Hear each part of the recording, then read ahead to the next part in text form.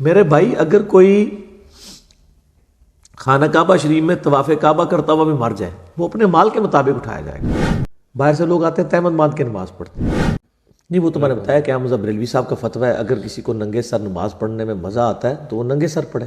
کیا رکھی ہوتی ہے پلاسٹک کی ہو یا دوسری اس حوالے سے؟ یا نہیں زمین اسمان کا فرق ہے جی. پلاسٹک کی تو ٹوپیاں جو ہے وہ تو ایک سمجھ لیں ایک بندے کو جوکر بنانے کے لیے. اب اتنی دفعہ اس چیز کو ہائی لائٹ کیا گیا کہ اب لوگوں نے مسجد میں اچھی والی ٹوپیاں رکھنی شروع کر دی ہیں, وہ تبلیغی جماعت والی سخت والی وائٹ. یہ ہے کہ وہ کچھ عرصے بعد کوئی ایک دو بیچ میں سے چوری بھی ہو جاتی ہیں تو وہ والی ٹوپیاں اگر مسجد میں رکھی ہوئی ہیں تو بہت اچھی بات ہے. انڈونیشیا ملیشیا کے اندر تو ایون انہوں نے مسجد میں تہمت رکھی ہوئی ہیں. باہر سے لوگ آتے ہیں تہمت باندھ کے نماز پڑھتے ہیں. عورتوں والی سائڈ پہ بھی انہوں نے تہمتیں رکھی ہوئی ہیں, اسکرٹس میں عورتیں آ رہی ہیں تہمت باندھ کے نماز پڑھتی ہیں, پورا پورا برقع رکھا ہوا ہے پہننے کے لیے. تو اس طرح لوگوں کو اگر فیسیلیٹیٹ کیا ہوا ہے کسی نے تو اس میں مطلب اچھی بات ہے. یہ بدعت میں تو نہیں آئے گی چیزیں؟ یہ نہیں بدعت نہیں آئیں گی. کیوں بدعت آئیں گی؟ یہ فیسیلیٹیٹ آپ نے کیا نا. تو مسجد میں اگر کسی نے واش روم کے لیے چپلیں لادہ رکھ دی ہیں تو آپ کہہ جی قرآن حدیث سے ثبوت دیں کہ اپنی چپلیں بندہ جو ہے وہ گھر سے لے کے آئے کہ یہ عمل استعمال کرے. فیسیلیٹیٹ کیا نا. ریسنٹلی ایک کلپ بڑا چلا ہوا ہے نا کہ میری متفق کر کے ایک عالم ہے انہوں نے ان کا کلپ بڑا مشہور ہوا ہے. وہ کہتے ہیں کہ جی کہ ٹوپی اگر آپ نے اس قسم کی پہننی ہے نا تو اس سے بہتر ہے کہ بغیر پڑھے نماز پڑھیں. نہیں وہ تو میں نے بتایا کہ احمد بریلوی صاحب کا فتویٰ ہے اگر کسی کو ننگے سر نماز پڑھنے میں مزہ آتا ہے تو وہ ننگے سر پڑھے. تو انہوں نے اس سے بڑی بات کی ہے. لیکن یہ کوئی دین کی خدمت نہیں ہو رہی ہے. لوگوں کو سنت کی ترغیب دلانی چاہیے بجائے کہ ٹوپی کے اندر ہی پوری مصیبت ڈال دی ہے. ٹوپی نہ پہننے والے جو ہیں وہ ٹوپی کے دشمن بنے ہوئے ہیں, ٹوپی پہننے والے جو ہیں لوگوں کو زبردستی پہنانے پہ تلے ہوئے ہیں. دونوں ایکسٹریم کے. میں تو اہل حدیث کے ساتھ ایگری نہیں کرتا ہوں اس مسئلے میں. سخت رویہ ان کا. ٹوپی کی ترغیب دلانی چاہیے, سنت سے نفرت نہیں دلانی چاہیے.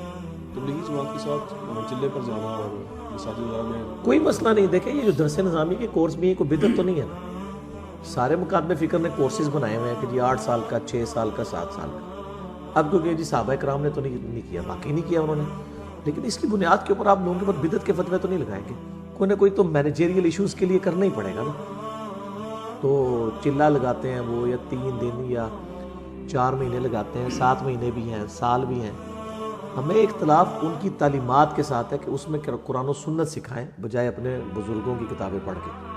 اس سے آپ اختلاف رائے رکھ سکتے ہیں. کام تو بہت نیکی کا کر رہے ہیں, قربانی کر رہے ہیں, گھر سے نکل رہے ہیں. جو لوگ جمعہ یا رمضان میں فوت ہو رہے ہیں کیا ان سے قبر میں سوال؟ یہ ضعیف روایتیں ملتی ہیں جمعہ اور رمضان کے بارے میں, لیکن وہ قرآن و سنت کے اصول میں بیٹھتی کوئی نہیں. حساب تو بہرحال ہونا ہی ہے. حساب کے بعد ہی ہر شخص کو قبر میں آزمایا جانا ہے. سیدھی سی بات ہے.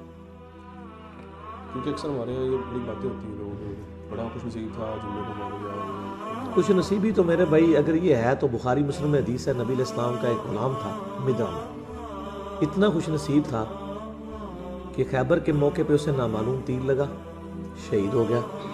صحابہ نے کہا کتنا خوش نصیب تھا, آپ صلی اللہ علیہ وسلم کا کجاوا کستا ہے سواری میں اور آپ کو وضو کرواتا ہے سب کچھ. آپ فرمایا تم اسے خوش نصیب کہہ رہے ہو, اور اس نے بیت المال میں سے ایک چادر چوری کی تھی جو مرتے ہی آگ کی اس کے اوپر ڈال دی. خوش نصیبی کا فیصلہ سب سے بڑا تو صحابہ کرام نے جس کے بارے میں کیا وہ تو نکلا جعلی. تو تواڈے میرے فیصلے کتنے اصلی نکل سکتے ہیں. صحابہ کرام نے بڑا صحیح فیصلہ کیا کہ بھئی حضور کا خادم ہے, کلمہ گو ہے, مسلمان, سب کچھ ہے. وہ تو مسئلہ ہی کچھ اور نکل آیا, وہ تو عذاب میں تھا. اس کو تو اللہ تعالیٰ نے نہیں لحاظ کیا کہ یہ خادم رسول ہے تو چھوڑ دیا جائے.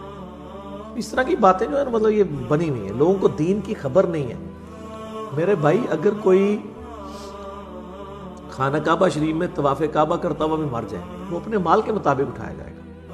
اس کی یہ چیز اس کے اعمال کی مطلب وہ اگر یہ چیز ہو تو نبی علیہ السلام کئی بار مقروض کا جنازہ لایا گیا بخاری مسلم میں حدیث ہے. آپ نے فرمایا میں نہیں پڑھتا, قرض ادا کرو اس کا.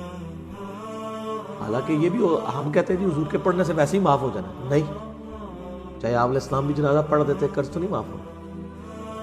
یہ لوگوں نے خود سے ہی دین بنایا ہے, یہ دین کا مزاج ہی نہیں. اسی لیے میں کہتا ہوں کہ لوگوں نے دین کا مزاج سمجھا ہی نہیں. دین میں یہ چیزیں نہیں ہیں جو لوگوں نے سمجھی. ادھر تو میرے بھائی ننگی تلوار ہے. سعد ابن ابی وقاص جب جنگ قادسیہ کے لیے گئے سیدنا عمر نے خط لکھا اور کہا سعد اس پہ نہ کرنا کہ اللہ کے نبی کے ماموں ہو, یہ نبی علیہ السلام کے ننہال کے خاندان تھے. اللہ کا کوئی رشتہ دار نہیں ہے ان کا نبی علیہ السلام کا رشتہ داری ہے پر اللہ نال کسی کی رشتہ داری نہیں ہے. اللہ تعالیٰ نے مال کے مطابق اٹھانا ہے, ہینکی پھینکی کی پکڑا جائے گا. بھئی اللہ کا کوئی رشتہ دار. بخاری مسلم میں حدیث ہے میری بیٹی فاطمہ میرے مال میں سے جو لینا ہے لے لے, اگر اللہ نے پکڑ لیا میں تجھے چھڑا نہیں سکتا. حالانکہ فاطمہ جو ہے سلام اللہ علیہا جنتی عورتوں کی سردار ہے, بخاری مسلم میں ہے, لیکن اصل میں ان کو نہیں پوری امت کو بتایا جا رہا تھا کہ بھئی اگر اعمال برے ہوئے تو آپ کی نسبت آپ کو فائدہ نہیں دے گی, اگر اعمال صحیح ہوئے تو نسبت کا فائدہ بھی ہو, کوئی شک نہیں.